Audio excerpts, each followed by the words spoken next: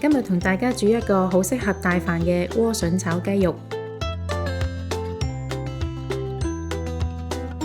雞髀肉洗乾淨，印乾水分，先切走雞皮，再切成細件，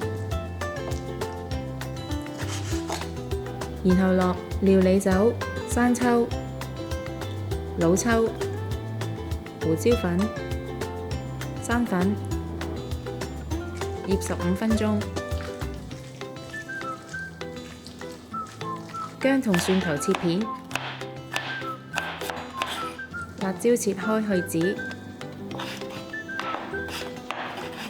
洗乾淨萵筍，切走頭尾嘅部分，再削去粗糙較硬嘅外皮，只用翠綠色嘅部分，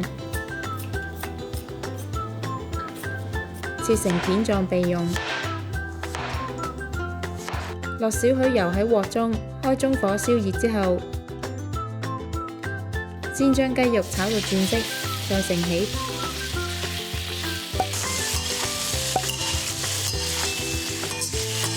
原鑊落少少油，先爆香薑片、蒜片同埋辣椒，再加入萵筍，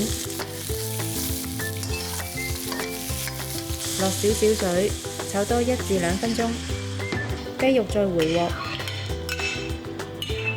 加生抽、蠔油同埋糖調味，用中大火炒香炒勻，咁就完成啦。鍾意我哋條影片嘅朋友可以 like、subscribe、share， 同埋記得撳着個鐘仔，可以第一時間收到我哋嘅最新資訊同埋影片。